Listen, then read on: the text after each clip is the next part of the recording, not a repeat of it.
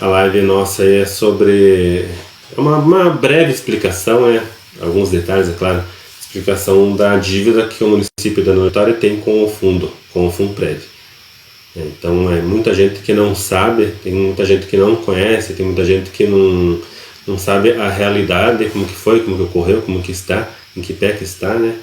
Então a gente resolveu fazer essa live para explicar, tintim por tintim, desde 1996 até agora, como é que ocorreu tudo isso. Tem muitas informações aqui que vocês não vão encontrar no Google, vocês não vão encontrar no Facebook. Quero falar que eu não sou funcionário público do município, né? Eu sou policial militar da reserva, eu não sou da saúde, eu não sou professor, eu não sou nada. Então tudo isso aí eu me senti com o dever, porque eu tenho eu procurei saber por que ocorreu todo esse empréstimo, toda essa bagunça, esses pagamentos milionários, né? Então eu, a partir de 2018, 2019, comecei a fuçar, a procurar para entender, e agora, como voltou à tona esse assunto, né? Por causa da mudança na legislação previdencial aí, dos funcionários, veio à tona também esse assunto do fundão, da dívida, né? Então eu, na minha humilde opinião, né, está mudando a legislação, está mexendo com o funcionário público, tanto ativo como inativo, quanto os pensionistas, né? Não dá para deixar esquecer, né? Não dá para esquecer dessa situação, desse fundão, né? Dessa dívida milionária que se encontra. A intenção é ajudar, de uma forma ou outra ajudar. Tem gente que não vai gostar, tranquilamente, né? Ninguém está aí para agradar todo mundo, né? Nem essa é a intenção mesmo, né? Está aí para falar a verdade. Tranquilo? Então vamos lá. O empréstimo que o município fez com o fundo, com o Funprev, foi no ano de 1996. Na época o prefeito era o Ayrton Roveda. Ele fez um empréstimo de R$1.400.000. Desse valor, R$811.000 era para pagar o fundo de 4 empréstimos anteriores a esse que ele já tinha feito, né? Então ele fez mais um empréstimo para usar um dinheiro para devolver o que ele já devia para o Funprev. E R$588.000 era para fazer o pagamento do 13º dos funcionários. Eu antes tinha uma informação que era todo o dinheiro para o 13º, mas não, né? Foi fatiado, era R$811.000 para pagar a dívida que já tinha e R$588.000 para fazer o pagamento do 13º dos funcionários. O que o ex-prefeito Ayrton Roveda fez na época? Ele fez várias reuniões com a diretoria do Funprev, né? Tem tudo isso em ata. As 2 últimas reuniões, inclusive o ex-prefeito Pedro Ivo participou dessa reunião, ele estava ciente desse empréstimo que o Ayrton Roveda estava solicitando para o Funprev, né? O Funprev autorizou o empréstimo, com certeza, depois de várias reuniões entre eles, né? Mas na sequência, então, o prefeito da época mandou o projeto de lei pedindo autorização para a Câmara, e a Câmara aprovou esse projeto de lei, virou lei. Então o ex-prefeito Ayrton Roveda se cercou de vários aspectos legais para poder conseguir esse empréstimo. Então ele agiu de uma maneira legal, ele agiu correto, né? Agora, falando em maneira moral e de moralidade, um aspecto político, e cabe a cada um julgar, né, digamos assim, o que acha, né? Então, no aspecto legal, ele foi correto. Tranquilo? Em 1997, assumiu esse prefeito, né, Pedro Ivo. Ele assumiu em 1997, teve uma eleição em 96, né?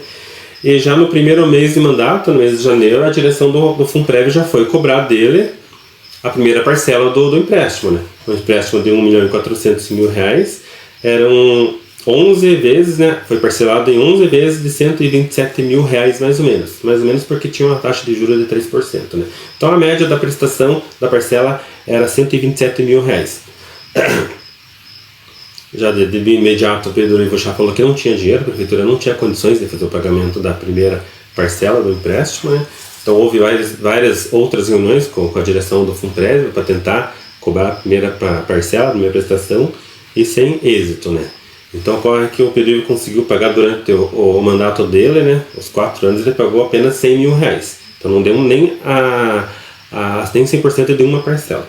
Então ele pagou somente 100 mil reais. Fez várias reuniões com o Funprev, foram várias tentativas, né? E falando do dinheiro do IPTU, quanto que ia ter para poder pagar, mas ele justificou, falou, eu não sei se foi por ato administrativo ou se foi por lei, mediante lei, porque a gente não tem esse acesso a esses documentos, porque a década de 90 a gente não tem acesso a isso, né?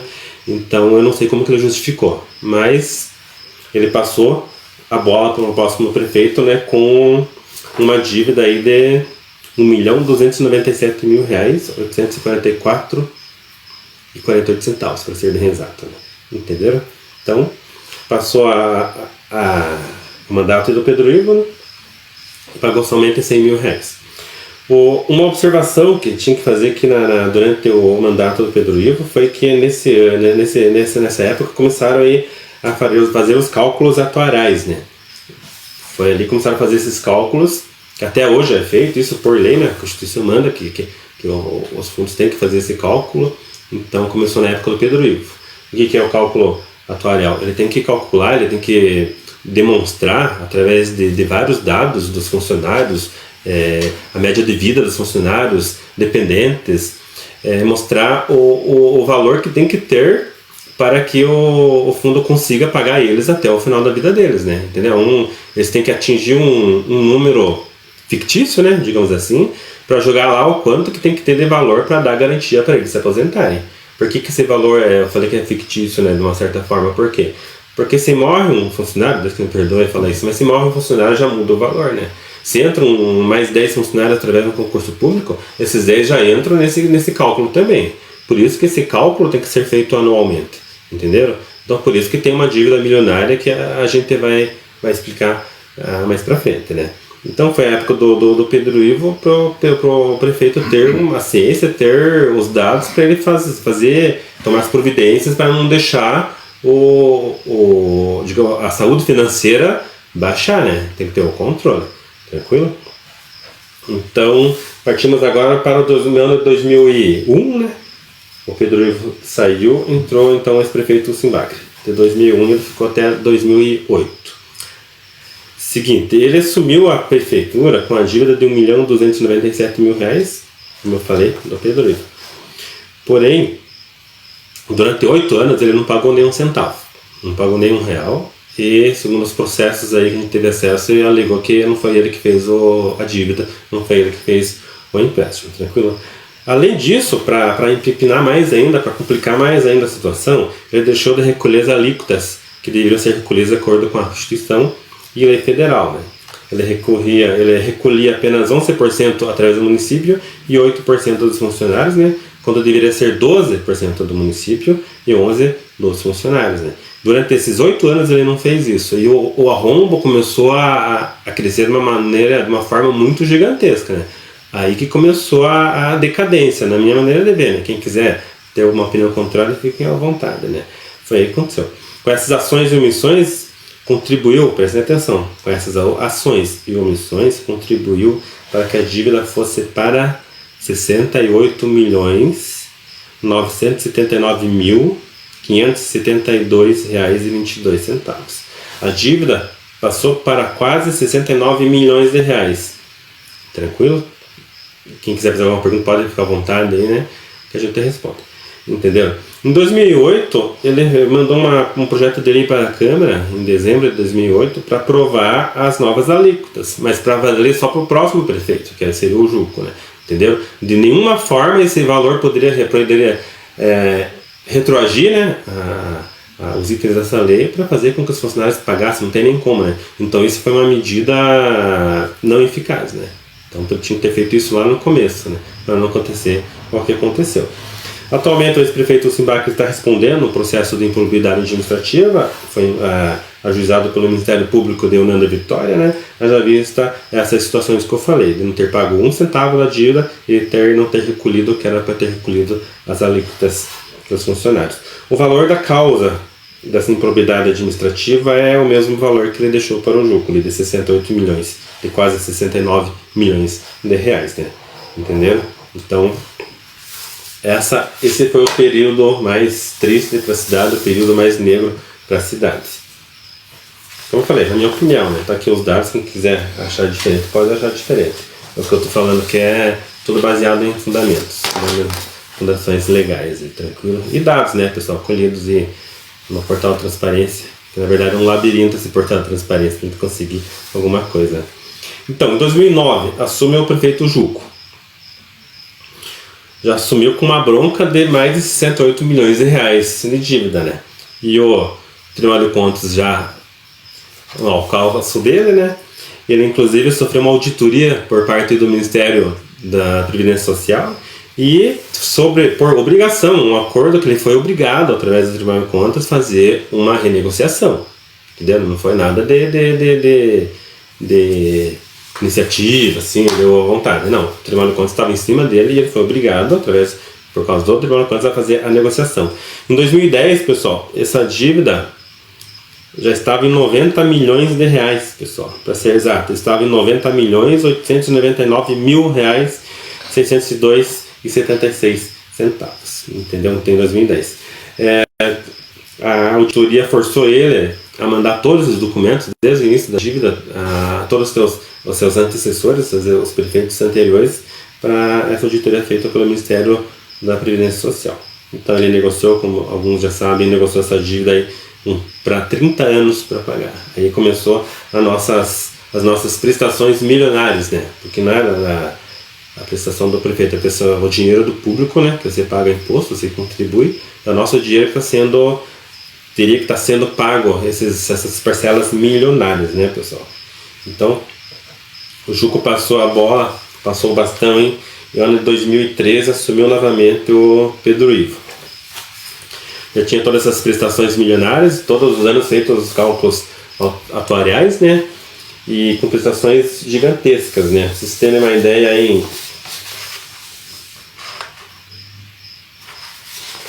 eu só tenho o cálculo de 2015, porque eu não tenho acesso aos demais documentos, né?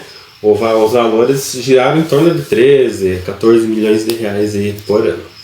Tranquilo? O prefeito Pedro Ivo pagou as prestações anuais, ele fez o pagamento e a lei permite que além de pagamento ele pode doar terreno, né? Então foi doado em alguns imóveis, eu não tenho acesso a todas as informações, mas eu sei que foi um pedaço do estádio ferroviário, aquela parte de baixo ali que faz a divisa ali com o Nuvem ali, né? Então aquele um pedaço bom ali foi doado para o Funprev para sanar as prestações na época do Pedro Ivo. E mais os milhões, né, das prestações. Eu não tenho acesso ao dinheiro, mas eu sei que ele pagou. Tranquilo? 2013, nós vamos aí para o 2017. 2017 assumiu o prefeito Santinho Roveda. Em 2017 ele pagou, eu não tenho acesso porque o portal de transparência eu não consegui achar isso, né? Mas eu sei que ele pagou em 2017 a prestação milionária. Agora, o que é preciso observar é o seguinte: em 2018, no ano de 2018, o prefeito Santinho pagou a prestação de R$ 7.137.000,302 e mais a doação do imóvel. Então, além de 7 milhões, ele doa mais um pedaço do ferroviário, né? O ferroviário tinha ainda mais um pedação, ele doou mais um pedação para o Funprev em ano 2018. Essa lei foi aprovada pela Câmara de Vereadores, né? Foi autorizada para a Câmara para doar. Tem dentro desse assunto que eu posso destrinchar mais alguma coisa, mas não vou deixar para agora, né? Mais tarde outro dia posso destrinchar só essa parte do imóvel também, né? Que houve um atrito com o pessoal da Associação dos Ferroviários também, né? E eu tinha certeza que essa situação ia pendurar lá no Tribunal de Contas. Não tinha como as contas dele passar uma situação dessa aí, não. Tá, detalhe é que ele fez o pagamento, tranquilo, mas em dezembro de 2018 ele fez a Câmara aprovar uma lei. Eu falo ele fez aprovar um projeto de lei porque o prefeito geralmente tem a maioria na Câmara, né? Então a Câmara não fica uma Câmara independente, não fica um poder independente, fica um poder na mão de um prefeito, né? Isso sempre ocorreu, tomara a Deus que um dia isso mude, né? Então em dezembro de 2018 ele fez a Câmara aprovar um projeto de lei autorizando ele, o prefeito, a pagar ao fundo como prestação apenas 2% da receita líquida, entendeu? para os anos de 2019, 2020 e os demais, né? O que aconteceu, gente? Em 2019 ele tinha que pagar a prestação de 10 milhões e 700 mil reais. Ele pagou somente 2 milhões e 900. Entendeu? O detalhe. No ano 2020 ele teria que pagar 13 milhões. Ele pagou apenas 2 milhões e 300 mil reais. Inclusive deu mais um restinho do pedaço da ferroviária, do imóvel, né? Só o valor do imóvel era 254 mil reais. Então em 2020 ele pagou só isso. Resumindo, ele aprovou ali para pagar somente 2%. Em 2019 pagou só 2 milhões e 900. Em 2020 pagou só 2 milhões e 300 mil reais. Tranquilo? Também ajudou a cavar mais o buraco aí do município dentro do fundo. Entenderam, pessoal? Agora vamos para o ano 2021. Assumiu quem? O prefeito Bastiabas, que é o atual prefeito, e foi vice-prefeito do Santinho. Assumiu a baita da jaca, né? Caiu aí o abacaxi no colo dele. Aí o pessoal vai falar assim, mas ele era vice-prefeito. A gente sabe que quem manda é o prefeito, né? Tranquilo? Só que agora ele abraçou essa jaca. E o que ele teve que fazer? Em 2021, o fundo já não tinha dinheiro para fazer o pagamento dos aposentados, dos pensionistas, né? O que ele teve que fazer, gente? Ele teve que revogar a lei que o Santinho tinha aprovado, do 2%, que é uma lei inconstitucional. Não sei como que aprovou, né? Com os pareceres, com as comissões, né? Isso a gente sem comentário, né? Então o Bashir teve que revogar a lei do 2% do Santinho para voltar a pagar um valor da prestação normal para que o fundo pudesse ter um pouquinho de suspiro para ressuscitar. Não 100% também, né? Então o que aconteceu? O Bashir revogou a lei e fez o pagamento para o fundo de 16 milhões e 693 reais e mais um pouquinho, entenderam? Então se a prestação de 2021 do Bashir ele voltou ao normal, as prestações com quase 17 milhões de reais, em 2020 o Santinho pagou só 2 milhões e 300 e em 2019 pagou só 2 milhões e 900. Entenderam o X da questão aí, gente? E uma coisa que não pode ocorrer é os funcionários serem prejudicados, né? Se tem que mudar uma lei, tem que ter muita conversa entre eles, não vou entrar nesse mérito, né? Porque não pertence ao quadro, né? Mas a parte do fundão, a parte da dívida, eu fiz questão de deixar assim entre todos vocês, né? Os fatos são esses, pessoal. Contra fatos não há argumentos. Quem quiser ficar bravo comigo, fica à vontade. Eu não estou nem aí, não quero agradar ninguém. Mas eu me senti com a missão de avisar a população de Nova Vitória em que pé que está, por que a cidade não sai do lugar, por que não vem indústrias, por que não tem asfalto na frente da tua casa, por que tem muita poeira, por que tem muito lixo. A prefeitura não consegue abrir concurso, não consegue fazer uma coisa... alguma coisa moderna, como acontece nas cidades, Guarapuava, Canoinhas, que é aqui pertinho, Caçador, né? Entenderam? Então o que acontece na cidade é tudo remendado, né? Então a cidade tem que depender de emendas parlamentares, eles têm que se vender para deputados que ficam comprando votos através de emendas, né? Então o pessoal tem que acordar e enxergar essas coisas. Inclusive emendas também é dinheiro oriundo de impostos e contribuições, tudo isso é nosso, né? A ponte que vai construir daqui, nós construímos com o nosso dinheiro. O asfalto que é feito nos bairros é o nosso dinheiro. O salário dos políticos é o nosso dinheiro também, né? Entendeu, pessoal? Então eu, Cleomar Bruno da Rocha, gosto de falar a verdade, gosto de colocar tintim por tintim como funcionam as coisas, né? Beleza, pessoal? Então, muito obrigado pela atenção aí, fique com Deus, todo mundo, e qualquer coisa eu estou à disposição, beleza? Um abraço.